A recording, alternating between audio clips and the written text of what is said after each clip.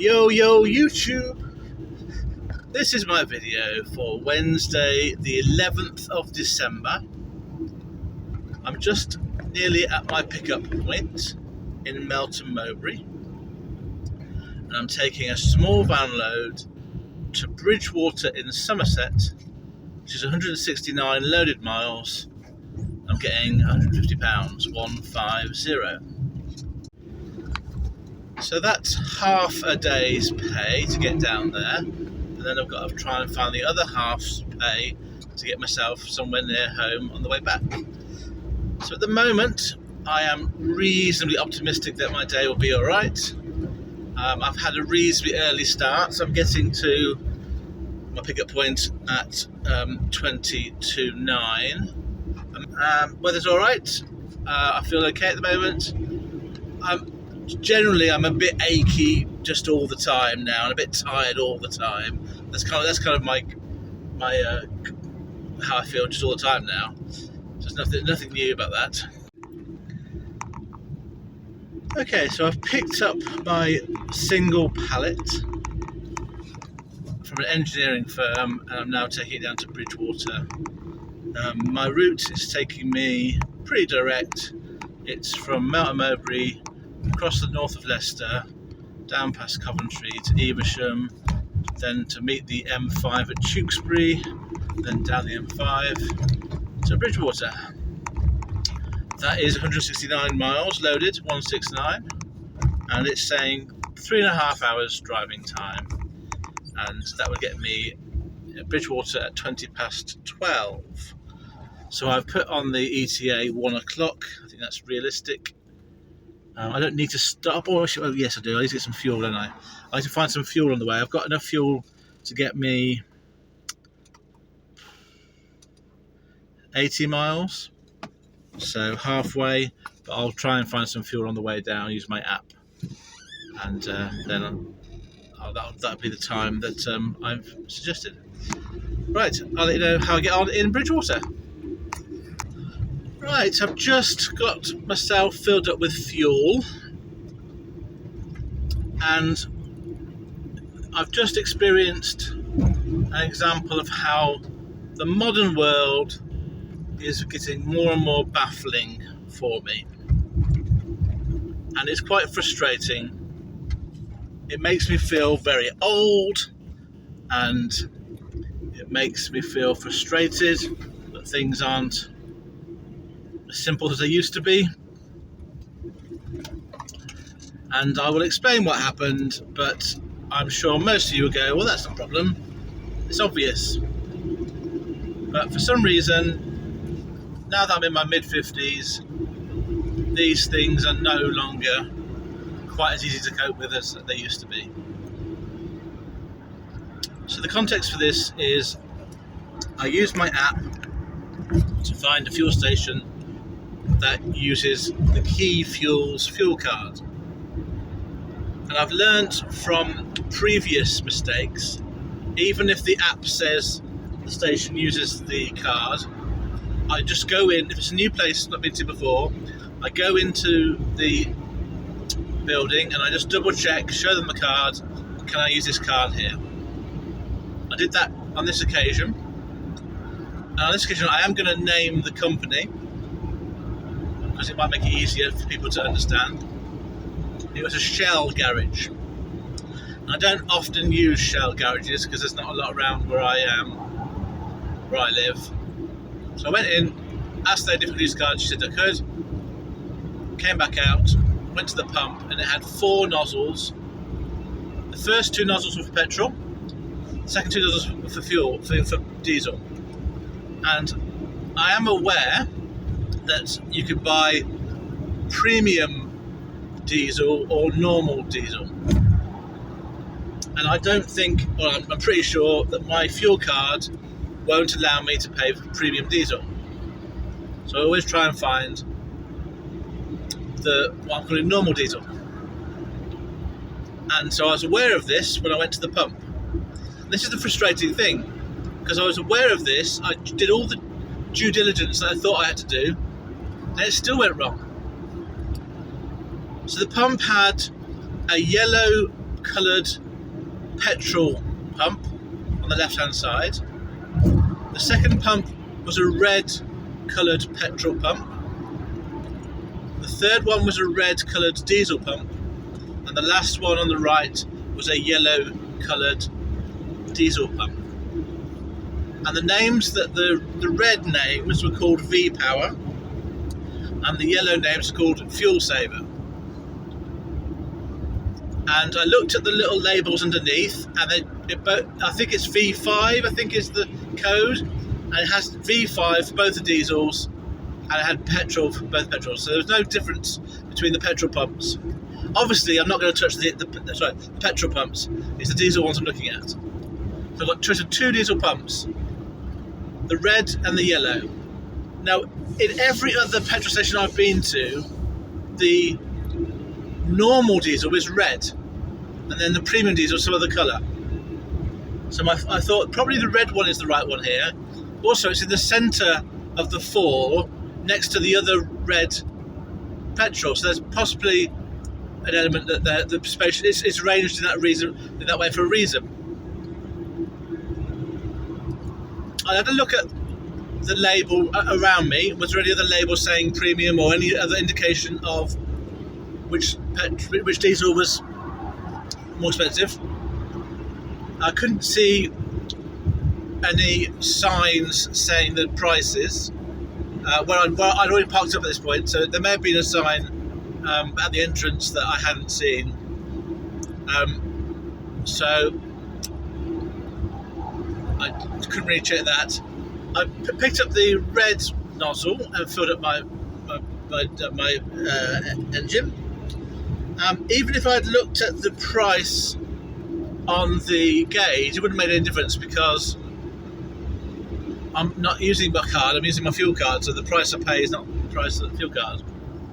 I didn't actually look at the gauge, so it might have had the prices of all four fuels, but often they don't show them all because they're electronic displays. So I could have perhaps done that in hindsight to double check, but I was pretty sure that this must be the right one. Anyway, long story short, it wasn't the right one, it was the premium one. So I went in to pay and I couldn't use my card, so I couldn't use my fuel card, so I had to use my bank card, and it came out to be quite an expensive purchase. So my fuel price before VAT with my fuel card is about 111 pence. This one was 127 pence before VAT, which was very frustrating. So my average fuel price is going to go up this week and next week.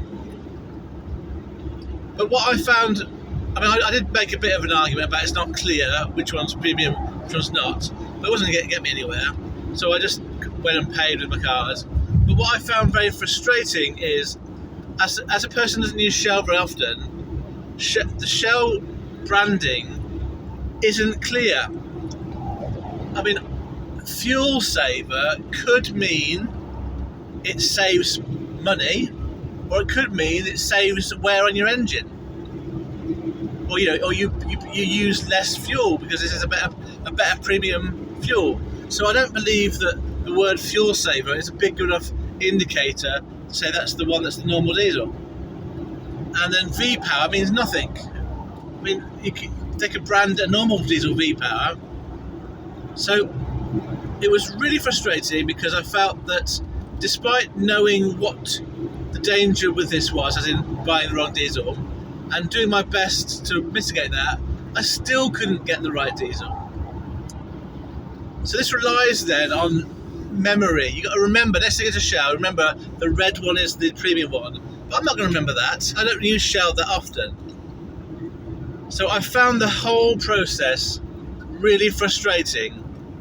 I'm just getting diesel for my van, which is why I'm sort of saying I'm finding the modern world more and more difficult every day. I'm sure it's not a problem that anyone else experiences.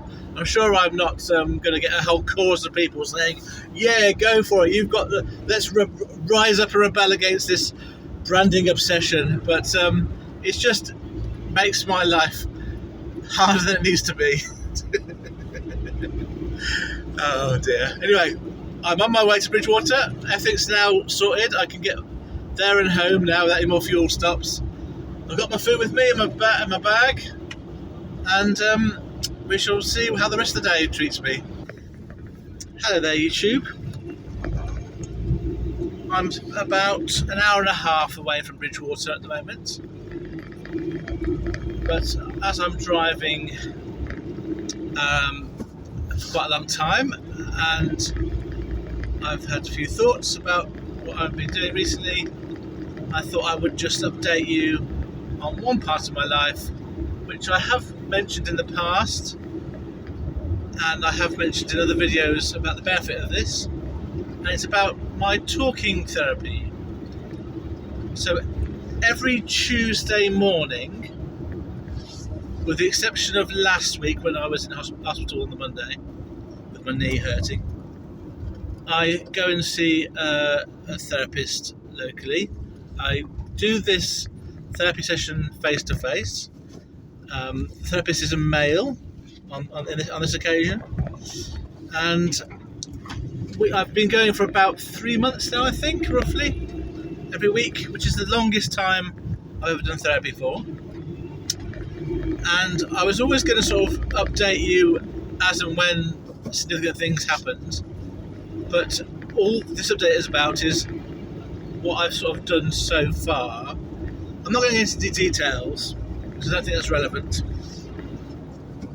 I'm just going to sort of tell you how I've approached this and how it's gone so far. On my weekly visits, I have a conversation with the therapist. It usually starts off with something quite inane, like "How are you?" which I don't like. Initially, I tried to get the therapist to ask me a specific question, and I did persist with that for about 10 weeks, but it just became like pushing a boulder uphill and not really getting anywhere, and I got more used to just starting off myself. And we have conversations that talk about whatever comes into my head, and the first thing that I would like to say is the way that I've approached this is, if I think about something in the moment, I immediately tell that thing to the therapist because it's obviously relevant because we're having a conversation about something. I don't try and filter what I'm going to say, and I don't try and hide anything. And that's quite a different skill set to usual conversations with people. Usually, I think most people would tend to think twice about what they're going to say because they're trying to think about the context and the person that they're talking to, and whether they should or shouldn't say something. And I think that's fine in terms of society generally, but in a therapeutic context, I think it just saves a lot of time and effort if you just take away that artificial boundary of not saying what's going through your head. So I've got quite good at just saying what I'm saying, and the therapist understands me enough now. Obviously, the first few weeks we try to suss each other out.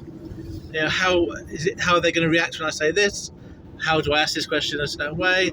And then eventually you get to a point where you kind of understand, how we both work. And sometimes I ask him questions, and very rarely do I get specific answers, but I sort of sometimes do that as a way of giving myself some thinking time. But mainly, he's asking me questions, and I'm giving him the honest and open answer about the thing I'm talking about. And I tend to be very much, I'm going to use the word cerebral about it, very much conscious and in my head about it. I'm kind of thinking about the things we're talking about in quite a lot of detail, quite analysing why I'm saying stuff, why do I think stuff, analysing why is he asking that question, sort of being very analytical, I suppose is the best way of saying it, about the whole process. And that's just how I tend to do things naturally. But by doing that, it puts me in my comfort zone, which then allows me to then explore areas that are not as comfortable. And then on top of that, I will say to him oh, that's causing an emotion, or I'm feeling like this now, or that, and then we can explore why it's causing an emotion. So it's gone. I'm pretty pleased with how it's going. We've kind of done a lot of getting to know each other, a lot of talking around the issues. The other thing that I've done is, after about 5 or 6 weeks, I started writing a summary when I left the session in my phone of the main points of that session. And then when I go back the following week, I read that summary just before I go back in, to sort of get myself up to date with where we left off. And I found that really helpful. And I would say that every single session I've been to, something has come out of it that's been of value. And the other thing I would say is, it doesn't matter what I think I'm going to say when I go in. It can be very random and very different. And my last point about this is, at yesterday's session, I made a specific decision that I'm ready now to address some of the more emotionally difficult stuff. And so I've given the therapist the permission to talk about this particular thing. And I've realised that probably the thing that I'm avoiding talking about, which causes me to get emotional, is the thing I need to resolve and need to talk about. But I am just really resistant to that on a conscious level. But I realise that's not going to help me. I have to deal with this. So I thought now would be a good time to tell you this is the stage I'm at. Next Tuesday, I'm expecting the session to be very emotional, very difficult, and I do not really want to do it. I'd rather, it's like this, how I see it. I'd rather stay comfortable and warm and safe. But what I need to do is get uncomfortable, get upset, get angry, get cry, emotional, and do that publicly, as in with his therapist. And I think that's the only way in which I can resolve the things that are holding me back psychologically. But I don't want to do that. It's because it's horrible. I do not want to do that, but I know I have to do it. And so I thought, let's put this down in a public forum like this, my YouTube channel, because I want to express the conflicting feelings I have about this process. It is really helpful. It's absolutely the right thing for me to do, but I just don't want to do it because it's hard. And Tuesday's going to be a hard day, and I'm not looking forward to it, but I have to do it. The reason why I'm telling you this now before Tuesday is two small reasons. One, if I tell you this and publish this, I'm probably, hopefully, more likely to go through with it, because it makes me more accountable. But two, I don't want to come to you 3 or 4 months down the line and say, oh, therapy was great, it worked for me, I'm now all solved, without actually telling you how hard it is. It is effing hard to do it properly, because these things that are causing you psychological problems, they're there for a reason. They don't go for a reason. They're persistent, and they are hard to get rid of. But they are definitely things that I can get rid of if I could just show a bit of courage and go through with this series of sessions that I'm going to do. I didn't want to come to you after the event, say, "Oh, I've done it now. It's all really easy now." In hindsight, I want to tell you it's not easy. It's hard, but it's important. Right, I'll leave that with you. I hope that made some sense. Speak to you later. Right, just a quick update. It's now 1 o'clock exactly. I offloaded my pallet in Bridgewater at 12:40. I've just pulled out of the yard and parked up in Bridgewater to have a look at local jobs. It's a bit of a unknown situation what to do here. The most obvious thing would be to head the 41 miles to Bristol, which is about an hour's drive away. and that'll give me a good chance to find something heading north or eastwards, vaguely towards home. But Bridgewater itself does have an industrial area. There is work that comes out of this town. Weston-super-Mare is not very far away. Exeter is an hour the other way, and the further south you go, the less drivers there are. So it is quite tempting for me to stay here for a bit and just see the lay of the land with regards to jobs and drivers.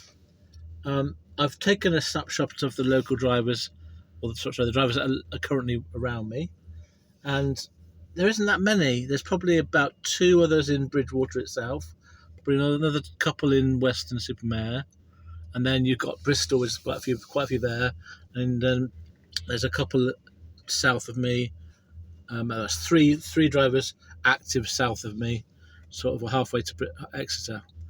But you don't know how many of those are actually travel. So the other drivers on the picture that I'm showing, they're on the M5, so they'll probably they'll be driving north or south away from me.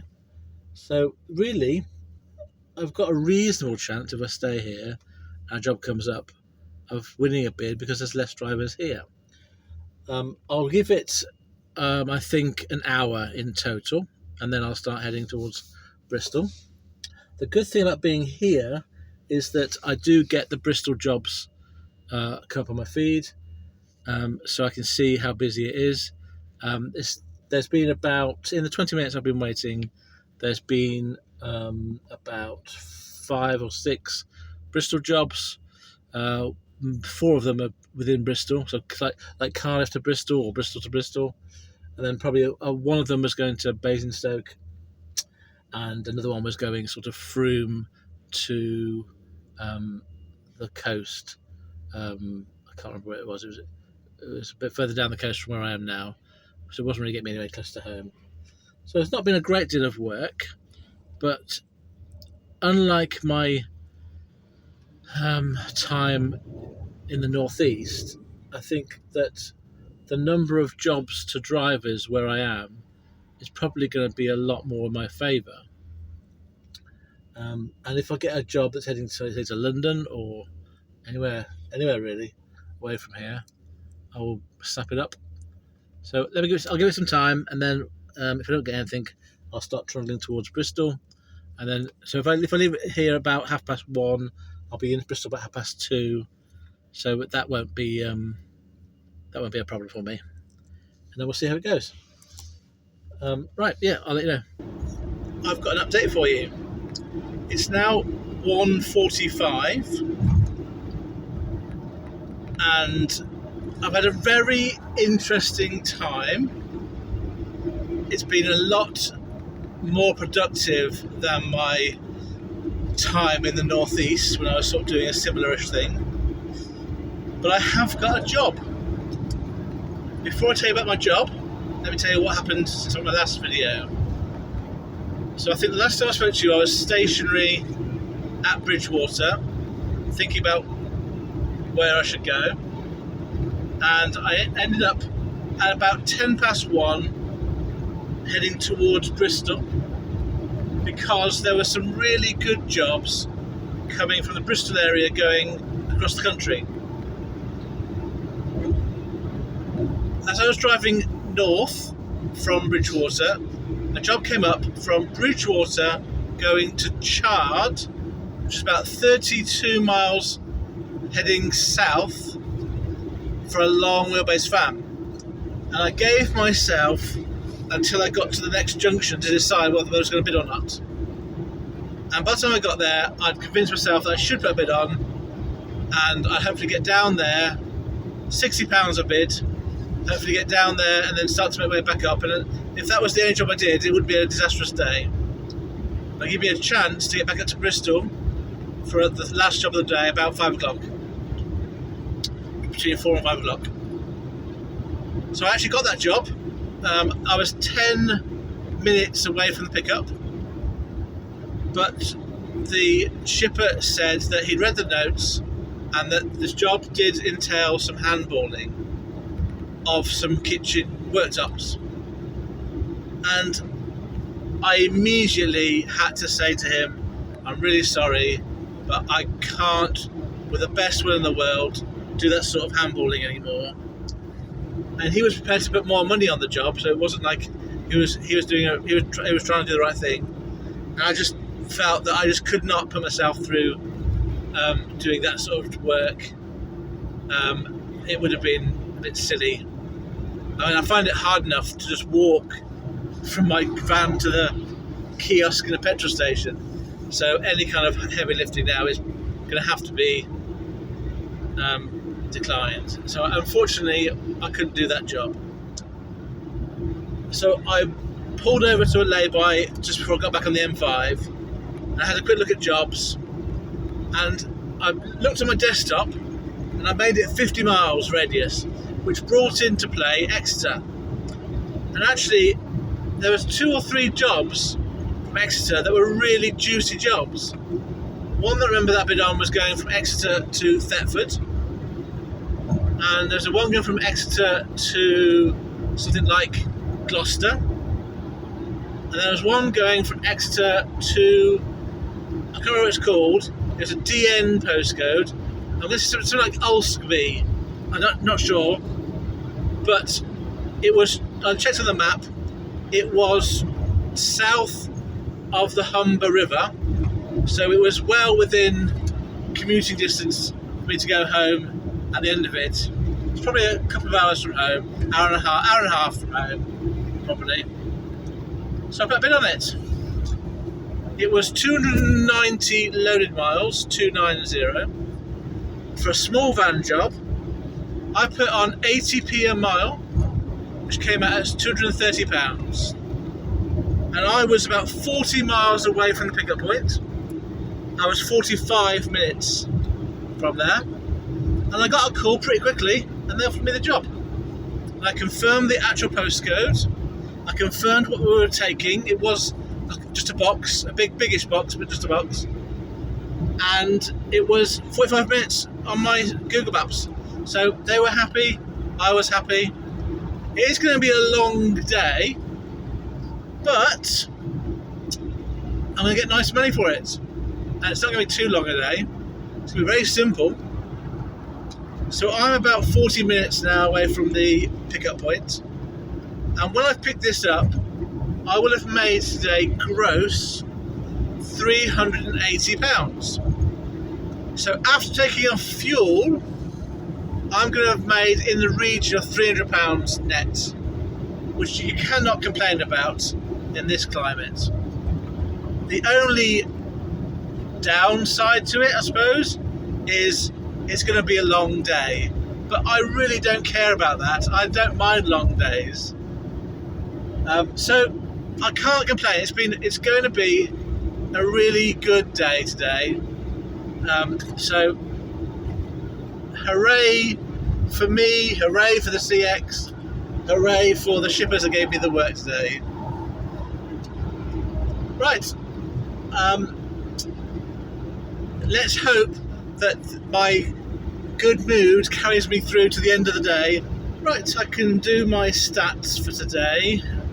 I'm currently on the M5 heading towards Bristol, northwards, and I collected my box from the airport at Exeter, and it was really easy, really quick. And I am going to another airport in Ulsby, and hopefully when I get to the other end, when it'll be dark, hopefully it'll be easy to find where I'm meant to go. But here are my stats for today. Not quite as good as I initially thought because of the cost of the fuel, but I'm still happy with today. So based on an average fuel price this week of 15.23 pence per mile, today I will have driven, by the time I get home, 607 miles, 607. I will have worked for 14 and a quarter hours.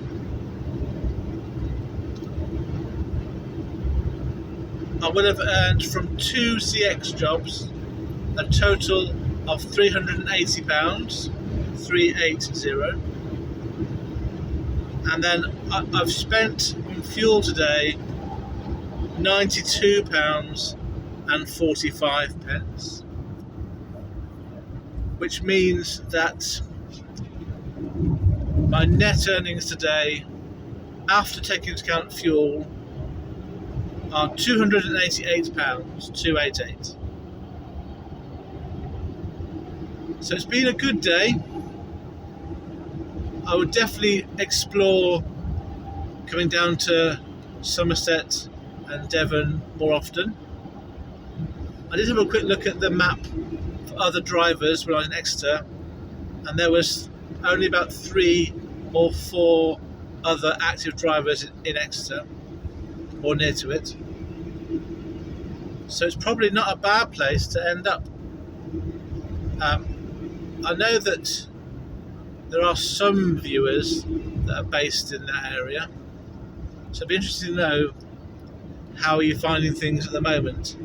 What I'd like to know, I suppose, is if you're based in, let's say, Cornwall or Devon, and you do this job, do you try to get home every night? And is there work locally to do that? Or do you do the reverse of what I've done, which is go somewhere a long distance away and try and get back paid, and if not, dead mile it back? Or do you stay out for days on end, tramping out in your van or going to hotels? Because I'm guessing that probably living in Exeter, it might be similarly as hard to get back at the end of the day as it is for me to get back to my home. So you might need to be flexible about how close you come to Exeter. Or it might be, actually, no, it's really good because no one wants to come here. So I'd be really interested to know, if there are drivers based in this area, how you're finding things at the moment. If you're working on the CX, if you've got your own customers, it's a different thing, really. I suppose if you've got your own customers that takes you away, do you use the CX to get back home? I suppose my question in that case. Right, anyway, I'll bring this to a close as it's still light. So thank you very much for listening to my video. I hope that you are being successful, however you choose to define that word for yourselves. I'll be home about 10 o'clock tonight,